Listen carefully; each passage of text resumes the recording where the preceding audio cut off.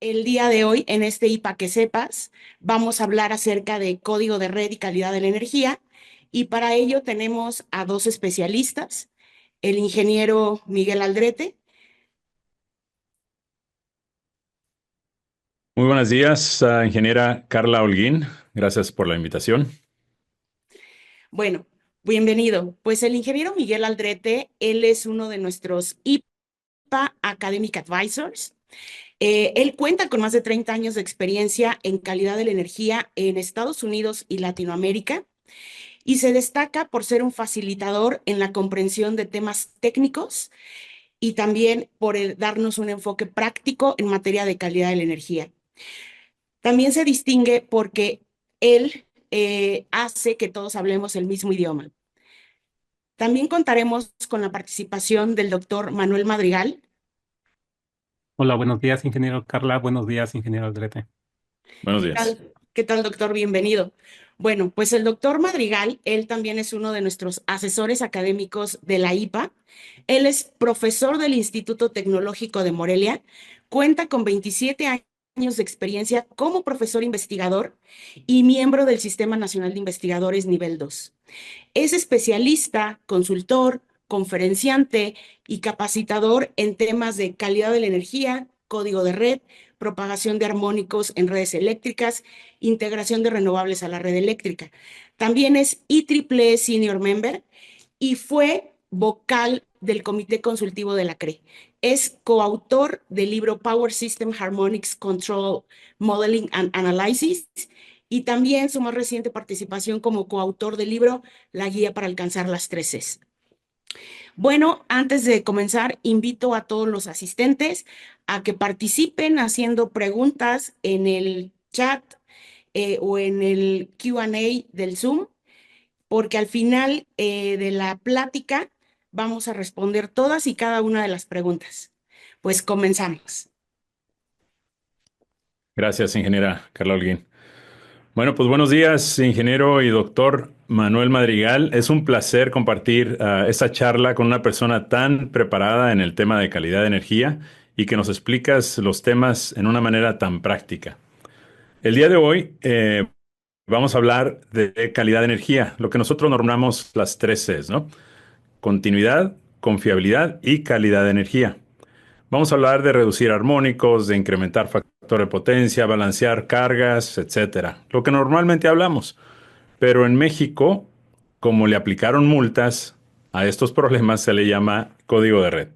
Y código de red se publicó en el 2016, entró en vigor en el 2019, doctor. ¿Qué nos dices del código de red? ¿Qué es y para qué, por qué lo tenemos que estar cumpliendo? Sí, bueno, pues muchas gracias por la invitación y muchas gracias por todos los asistentes que están aquí. Es un tema muy interesante, el tema de código de red que ya tiene bastantes días, bastantes años, pero no por eso deja de ser muy importante. ¿Qué es el código de red? El código de red en general nada más son los criterios técnicos mínimos que deben de cumplir todos los integrantes de la industria eléctrica y los integrantes de la industria eléctrica que están interconectados a la red eléctrica. O sea, esto no aplica para sistemas aislados. Entonces, ¿quiénes son esos integrantes del mercado eléctrico? Los generadores, la red nacional de transmisión que pertenece pues a CFE, las redes generales de distribución que pertenecen a la CFE, el Centro Nacional de Control de Energía que controla todo ello y también todos los centros de carga. Bueno, no todos, algunos, la gran mayoría por su capacidad. Les aplica a ellos. ¿Y cuál es el objetivo del código de red? Es técnico 100%. ¿Qué significa? Que la red debe de operar de manera confiable, segura, al menor costo, con calidad, etcétera. ¿Todo para qué? Porque nosotros sabemos como ingenieros electricistas o en el área que una red como está todo interconectado, cualquier problema que pase en alguna área, ya sea en generación, transmisión, distribución o en el uso de la energía, cualquier disturbio puede afectar a toda la red y esa red empiece a reducir su confiabilidad o seguridad. Y nosotros sabemos que una red eléctrica en cualquier país del mundo es una red que debe ser segura y confiable. O sea, no podemos imaginar una red, un apagón de media hora en toda una ciudad o una gran parte de un país. De ahí radica la importancia del código de red, que todos estén en sintonía y que su proceso que hagan no afecte a la operación de la red eléctrica. Perfecto. Y en el 2021 hubo una actualización, ¿no, doctor? Especialmente hablando de media y alta tensión. ¿Qué nos trajo esa actualización en el 2021? Sí, mira, como todo el código de red, como en todas partes del mundo, son documentos que van evolucionando en el sentido de que sean más claros, más explícitos y en algunos pues se van refinando. No es un documento que llega y se queda, no, que llega y se revisa. Y en ese sentido de revisar, por eso yo estuve como vocal en el Comité Consultivo de Confiabilidad de la CRE, que precisamente revisaba todo eso, ¿no? Y entonces yo estaba como la parte académica para revisar ciertos conceptos. Pero bueno, ¿cuáles fueron los cambios del primero 2016 al 2021? Fue que el documento queda más claro, está mucho mejor explicado. Muchas de las dudas que estaban en el primero ya se solventan en el segundo. Se hace una separación de todos los usuarios que están en media tensión, que valga de paso, déjenme aclarar que para centros de carga nada más les aplica para aquellos que están conectados en media y en alta tensión. Ok, a los de baja tensión no, o sea, los 40 y tantos millones de usuarios que estamos en baja tensión nos aplica al poquito más de 1 millón de usuarios que estamos o que están en media y alta tensión. ¿Cuál fue la diferencia en esta versión? Que los de media tensión se dividen en dos categorías: los que tienen una demanda contratada menor a 1,000 kilowatts y los que tienen una demanda contratada mayor o igual a 1,000 kilowatts. Estos que tienen esa demanda en media tensión mayor o igual a 1,000 kilowatts contratada se tratan como si fueran de alta tensión. O sea, todo lo que viene en el código de red respecto a cargas les aplica y a los otros les aplica menor.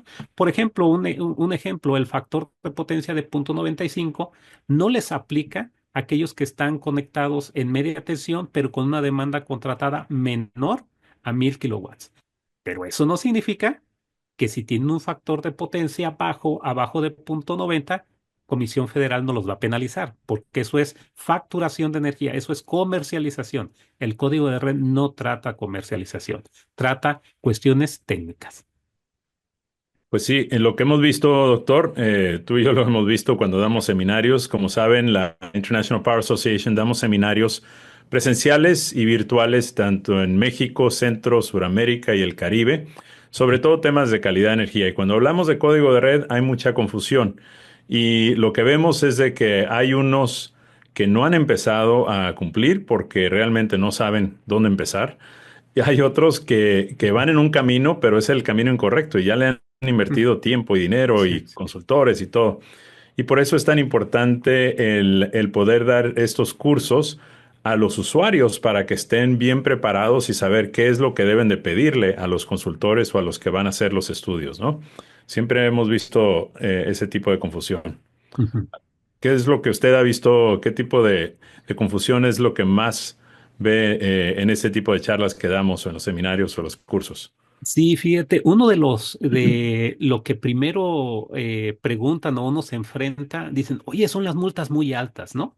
Sí, sí, porque las multas van desde el 2 al 10% de los ingresos brutos percibidos en un año durante una empresa, que esos son millones y eso puede llevar a una quiebra a una empresa, ¿sí? O hasta de 50,000 a 200,000 salarios mínimos que involucra que son 5,5 millones de pesos el máximo.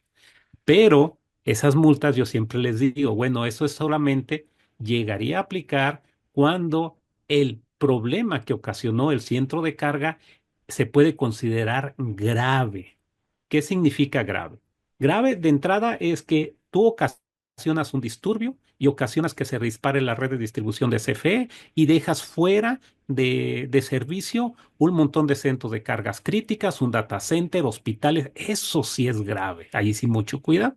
Esa es la primera que me encuentro, ¿no? Le digo, así es de que ustedes tranquilos, ¿sí? Al menos no creo en su experiencia que ustedes tengan que alguna vez por una falla interna de su planta se disparó Comisión Federal, se desconectó. Y ahí ya, dicen, ok, es que ya me habían asustado. No, no te asustes.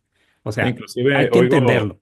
cuando he estado inclusive compartiendo seminarios o cursos contigo, he visto que también hay un listado muy completo de todas las cosas que se deben de cumplir, pero no todo aplica a todos.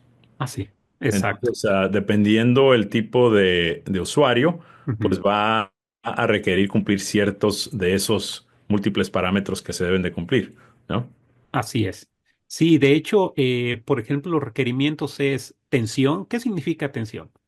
Que ante una condición de variaciones de tensión en el suministro, tú no te debes de desconectar. ¿Y eso para qué? Porque eso ayuda a la red de transmisión y distribución para tratar de resolver el problema desde el Centro Nacional de Control de Energías. Básicamente te dice, no te desconectes, estamos arreglando el problema. La frecuencia también. Cuando la frecuencia se te mueve es un problema de generación, balanceo, carga contra generación, ¿no? Entonces dicen, si varía la frecuencia dentro de ciertos parámetros, no te desconectes. Sí, son dos que les aplica todo, pero por ejemplo, el factor de potencia nada más les aplica dos, y luego el desbalance de corriente, ese sí les aplica a todos. Por ejemplo, es muy importante mantener un desbalance de corriente abajo del 15%, ¿no? Entonces, ¿y eso para qué es? Pues para que opere bien las líneas de el sistema de distribución y transmisión. Entonces, básicamente son 8 parámetros: tensión, frecuencia, cortocircuito, coordinación de protecciones, factor de potencia, intercambio de información y calidad de la energía. Y en calidad de la energía están armónicas de corriente en porcentaje de la corriente de demanda máxima, flickers, que son oscilaciones, desbalance de tensión y desbalance de corriente. Pero no a todos les aplica lo de calidad O de sea, la de toda la energía. lista de requerimientos, no a todos les aplica. Así Y es, no a todos. pero es importante para los usuarios saber qué es lo que sí les aplica, porque terminan contratando a alguien que les va a hacer un estudio y les hace un estudio de las 20, 17 puntos que deben de cumplir y en realidad no es necesario, ¿no? También lo que he visto, doctor, a ver si también recuerdas, es que en los seminarios o en los cursos que damos, nos ha llegado gente, por ejemplo, que nos dice, ya vino alguien, ya nos hizo un estudio, ya nos recomendó, ya nos vendió bancos de capacitores, los conectamos y ahora los bancos de capacitores están creando resonancia con el resto de mi Ajá. sistema. Entonces, ¿qué hago? Desconéctalos. Y si los desconecto, el factor de potencia baja, no hayan que hacer. Entonces, eso lo vemos muy seguido, ¿no? De que al tratar de arreglar un problema, Ujú. terminas afectando otro. Y por eso es de que después de los seminarios, los usuarios vienen y nos traen sus reportes que ya les hizo un tercero para Ujú. poder validar que estos reportes realmente se hicieron correctamente y que las Ujú. recomendaciones son las adecuadas, ¿no? ¿Qué experiencia tienes con eso, doctor? Sí, ¿O fíjate, qué? eso es bien interesante, el ejemplo que pones, ¿no? Los bancos de capacitores pues se tienen usando de los años 40, ¿no? Por el tipo de carga que existía en ese momento. Y Ujú. entonces es algo pues muy conocido para arreglar un problema básico, que todo es básicamente en cuestiones de penalización por la facturación. Y ahora con el código de red pues con más razón, ¿no? Hay que mantenerlo. Entonces, muchas veces, cuando se basa de una medición o de un análisis de la facturación y decir, con esta información yo te digo de cuánto es el banco de capacitores y ponlo.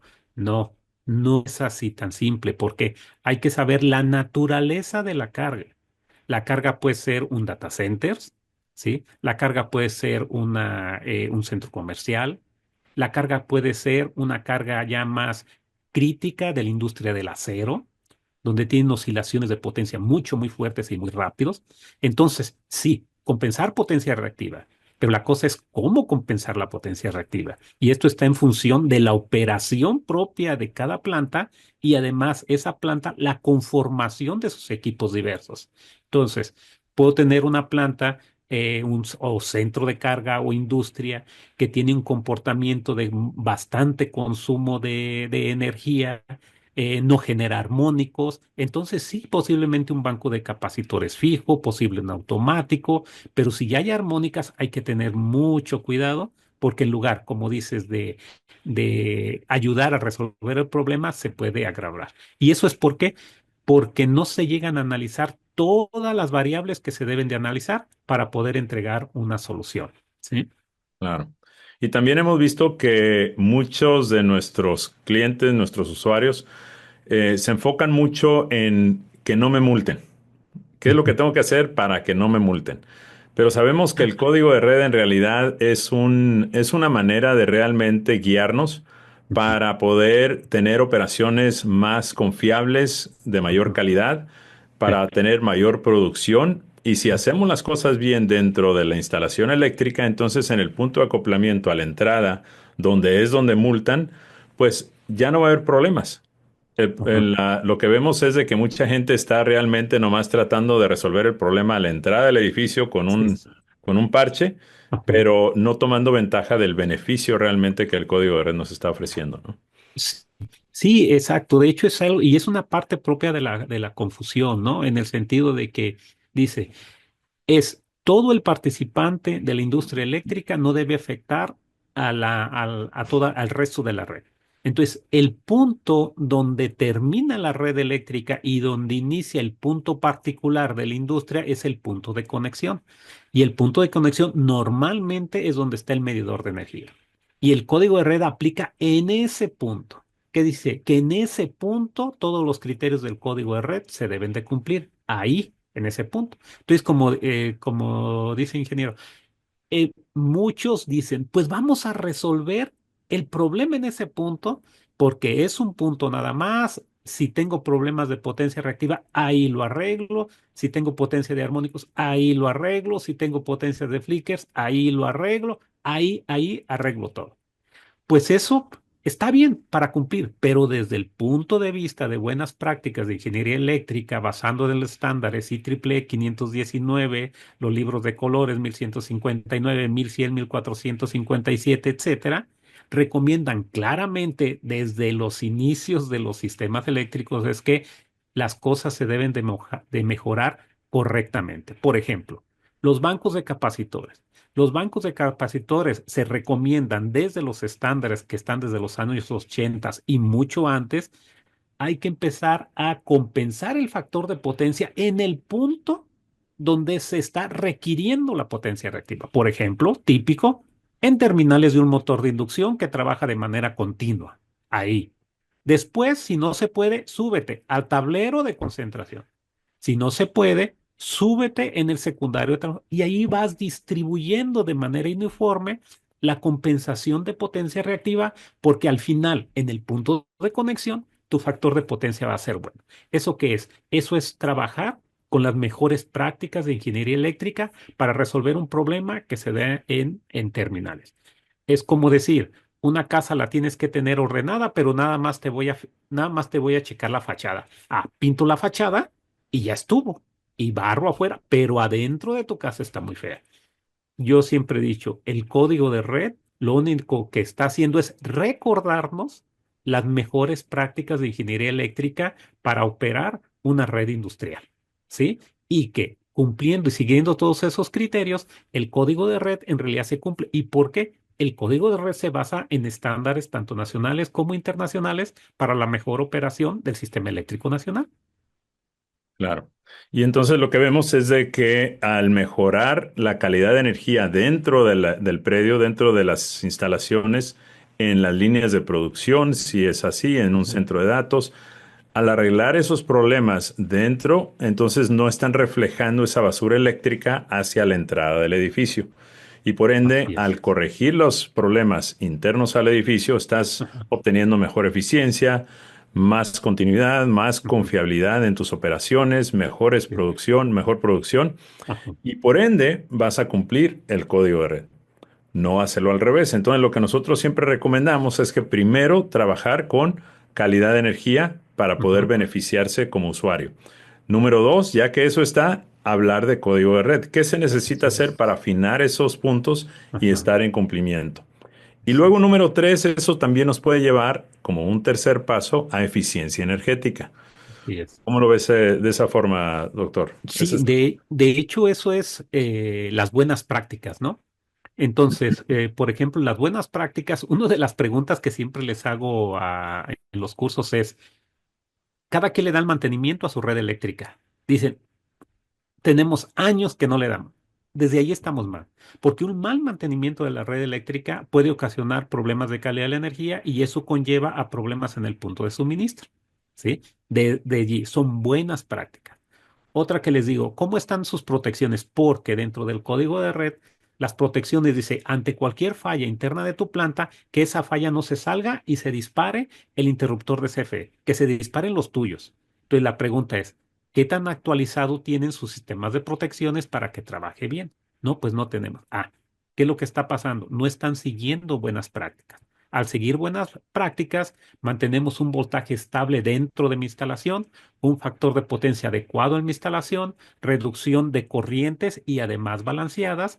¿Eso qué hace? Que el sistema eléctrico internamente trabaje mucho mejor y además ayudando, ya una vez que está la gente revisando todo eso, pues revisar problemas de calidad de la energía, impulsos, ruido, etcétera, etcétera. Muchas cosas se pueden regresar. Y después, casi estoy seguro que al medir y revisar en el punto de interconexión, todo se ha cumplido, ¿sí? Correcto. Y lo que hemos visto también es quién es el que está haciendo estos estudios. Ahorita con esto de código de red, pues hay un montón de gente que se volvió especialista en una Sí, semana de leer un documento sí. y lo usan para vender. Hay muchos Ujú, vendedores que están prácticamente regalando los estudios o sí, están haciéndolos muy económicos porque al final del día saben que va a haber una venta de algún ajá, producto, capacitores, filtros, etcétera. claro, Pero, y muchos clientes, como no saben la diferencia, dicen, bueno, pues aquí me lo están ofreciendo, pues le voy a dar, ¿no? Pero claro. termina siendo mucho, mucho más costoso. Tenemos un ejemplo, doctor, donde alguien hizo un estudio y recomendaron 250,000 pesos de capacitores o algo así. ¿Nos puedes platicar de ese ejemplo donde hay un estudio? Pero eso lo vemos todos los días. Sí, fíjate, de hecho es bien interesante lo que comentas, ¿no? Yo llevo en la academia enseñando 28 años calidad de la energía, sí, eficiencia energética y todo.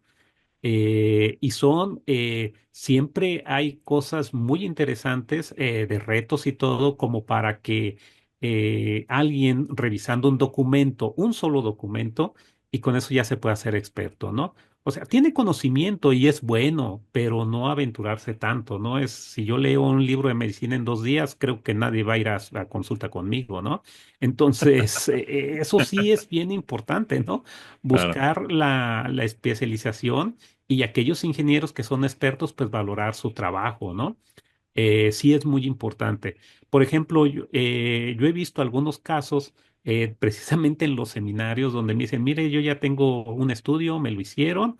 Le dije, oye, ¿qué encontraron? ¿Cumplieron? ¿No cumplieron? No, es que no cumplimos, no cumplimos el factor de potencia, pero ya lo vamos a resolver. Ya ahí vienen los bancos de capacitores, tantos bancos, y en general, como eran más de 300,000 pesos. Le digo, ok, a ver, vamos a ver el reporte, no me digas quién lo hizo, nada más vamos a hacerlo. Empezamos a explicarle, le dije, mira, de acuerdo a las mediciones y todo tu análisis, en realidad sí estás cumpliendo. Lo que pasa es que quien lo hizo no aplicó correctamente los criterios del código de red, ya sea por desconocimiento o conocimiento de causa para venderte algo. Yo lo desconozco, pero la verdad que con toda esa información y revisando yo, le digo, tú no te preocupes, tú estás cumpliendo, ahórrate esos 300,000 pesos. Claro. Y en algunos casos, pues ya llegamos muy tarde, ¿no? Porque Ah, ya sí, lo compraron, ya lo instalaron. Y no solo eso, sí. no solamente no lo necesitaban, sino Ujú, que ahora lo que acaban de instalar está causando resonancia y otros sí, problemas dentro de la planta que antes no tenían, ¿no? Entonces es una exacto. inversión para poder... Se trataron de ahorrar un dinero al aventurarse con una recomendación de alguien de la calle, pero termina siendo inclusive peor de como estaba antes, ¿no? Sí, sí, la verdad sí llega a ser así un poco complicado y esa es una de las cosas que he visto. Otras que he visto es que hacen una revisión del código de red, ven los parámetros, ven esto, pero desde el principio, desde que empiezan a explicar los conceptos, hay conceptos muy básicos, pero muy erróneos, ¿no? Entonces sí es importante una buena revisión, pero a conciencia, porque a final de cuentas el código de red te dice qué es lo que debes de cumplir. pero el cómo lo debes de cumplir, pues eso te lo dice de entrada la carrera de ingeniería eléctrica, tu experiencia, revisión de documentos, entender el equipo. En el cómo es la parte bonita, la parte esencial, la parte de ingeniería y las buenas prácticas, ¿no? Es donde entran los especialistas. Así Ahora, es, sí. una vez que ya le entregan al usuario el reporte, ya hicieron todo, ya corrigen y vamos a suponer que todo Ujú, quedó perfecto. ujú. El código de red nos dice que debes de cumplir no nomás en ese momento, ya Ajá, un reporte, ya te dieron la carpeta, lo guardas y sí, ya, sí, sino que el código de red nos pide que debe de cumplir siempre. Y para sí, poder hacer eso, pues uno recurre a lo que es una medición continua de las instalaciones para poder ujú, continuar esa medición, estar analizándolo, pero ujú. no nomás dejar un equipo instalado, sino realmente estar periódicamente, estar viendo la información, recabar la información, analizarla y asegurarnos de que estamos en cumplimiento, ¿no? Así es. ¿Qué experiencia tienes con eso de las mediciones? Sí, fíjate, eso está bien interesante porque me llegan a preguntar, bueno, y una vez de que cumplo el código de red, ¿qué hace? ¿Me van a entregar un certificado para colgarlo en mi oficina? Dije, no, es que no te van a entregar nada, ¿no? O sea, tú estás cumpliendo y nada más está tranquilo porque estás cumpliendo. Pero ahorita estás cumpliendo, pero mañana, el día de mañana compraste una nueva máquina, operaste diferente, incluiste equipos, el sistema está cambiando. Es más, cambia de un día para otro la operación de tu sistema. El código R te dice que tienes que cumplir siempre. ¿Qué significa? Porque el sistema eléctrico siempre tiene electricidad. O sea, nosotros tenemos energía eléctrica siempre. Y en el siempre está el cumplimiento de siempre, ¿no? Entonces siempre se debe de estar cumpliendo. La primera, cuando se revisa el código de red, es para tener una idea dónde estoy, manejar una línea y decir, hasta aquí estoy, he cumplido esto, me falta esto, voy a cumplir. Una vez que lo cumplo, hay que estar monitoreando para estar viendo que sigo cumpliendo, ¿no? Entonces, uno dice, lo más complicado pues es monitorear las variables que se están moviendo, porque hay cosas que son medibles, cosas que se observan y cosas que se checan, ¿no? Sí, Ah, entonces, en la parte de medición, muchos dicen, sí, pues yo ya tengo un medidor, no voy a solicitar un consultor porque me sale caro, entre comillas, ¿no? Porque el trabajo del consultor de pronto se llega a demeritar. Yo cuando voy al consultorio médico siempre me saca 1,200 pesos y nunca les regateo por 5 minutos, ¿no? De decirme que estoy bien, ¿no? Entonces, eso es algo muy importante, ¿no? Poder valorar las capacidades de la gente, ¿no? Entonces, como les digo, muchos dicen, yo ya compré mi equipo de medición, es bien bonito, le puse un tablero, me tardé 2 días en instalarlo, una semana en entenderlo, otra semana en bajar datos y luego lo quise ver. Aquí están las gráficas bien bonitas y todo, y le digo, sí, ¿y qué te dice? ¿Estás bien o estás mal? Ah, no, mira, a las 3 de la mañana estuve mal. Le dije, no, estás aplicando mal todo eso. Así no se hace. Esto. ¿Sí? Entonces dicen, y luego después, y después de 15 días lo sigues usando, monitoreando en tu computadora, le dicen, no, el trabajo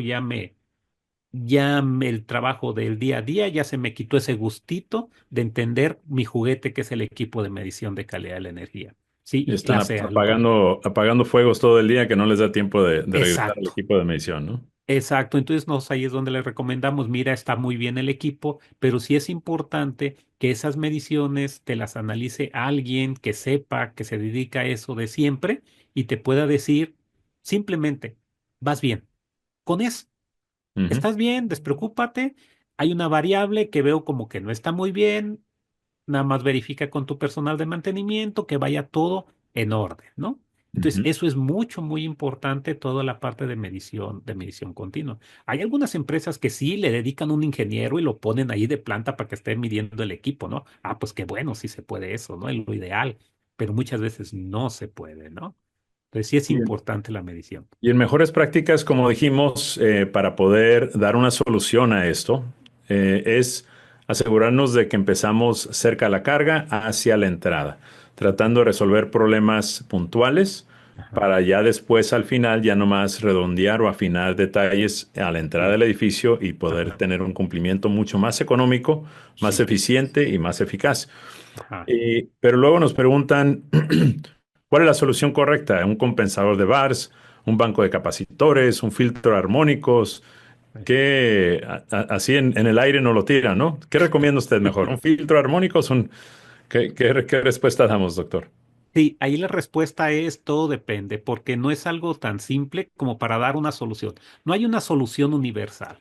Y si existiese esa solución universal, pues cuesta millones de dólares, ¿no? Si existiera, pero no lo hay.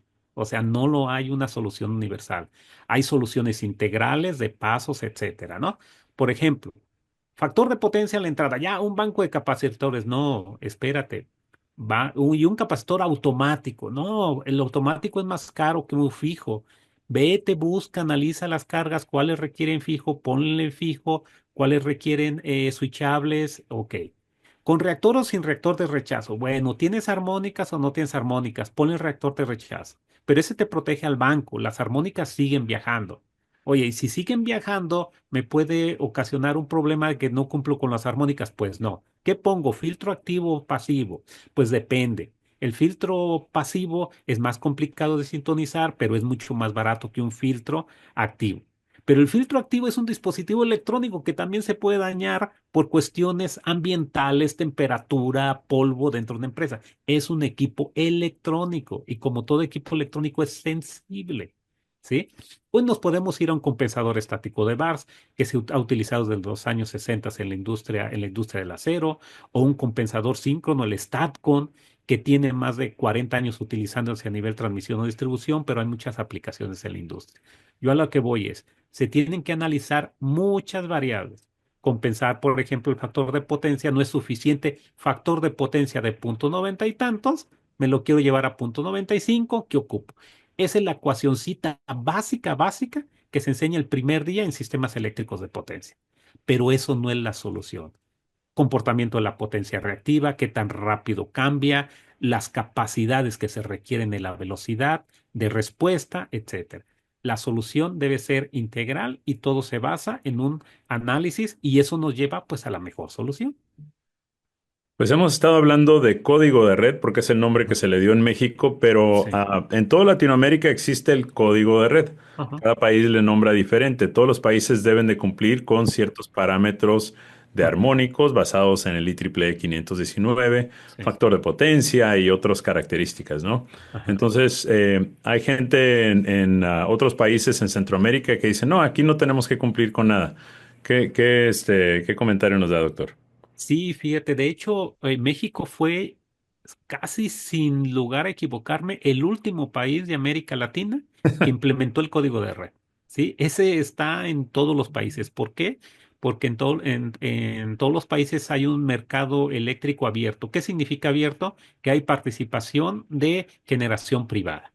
¿Sí? Al haber generación privada, pues todos tienen que aportar para el buen funcionamiento de todas las redes eléctricas. ¿Sí? Entonces, ese código así de red, lo que pasa es que hoy nos preocupa porque puede haber multas, porque es observable y es obligatorio. Pero desde los sistemas eléctricos en México de 1937, con la creación de la CFE y mucho antes que ya estaba el sistema, todo centro de carga al conectarse tenía que cumplir con ciertos criterios que te los exigía la empresa de suministro, si no, no te conectaba. ¿Sí? Transformadores de alta capacidad, fusible, interruptor, etcétera, relevadores de voltaje, relevadores de corriente, de frecuencia, etcétera. Tenía que cumplir con un montón de requisitos. Si no, no te conectaban. Ahora es que si no estás cumpliendo, te pueden desconectar de manera legal, no la empresa de suministro, pero un nivel más arriba. Eso siempre ha existido, nomás que ahora es penalizado. Pero otra vez, el código de red, en algunos le llaman código de red, en otros le llaman código eléctrico, otros tiene otro nombre, pero son las reglas de operación de todos aquellos que se interconectan o se conectan a una red eléctrica nacional. ¿Sí? Excelente. Pues muchísimas gracias, doctor. Yo creo que fue muy valiosa toda la información que nos estás dando. Hay varias preguntas ahorita y vamos a pedirle a la ingeniera Carla Holguín que nos ayude a, a poder leernos estas preguntas que se están haciendo. Si tienen más preguntas, por favor, quédense. Ahorita vamos a hacer un pequeño anuncio aquí, pero vamos a continuar respondiendo todas las preguntas que tengan. Aquí nos vamos a quedar. Muchísimas gracias, doctor. Gracias, ingeniero Miguel.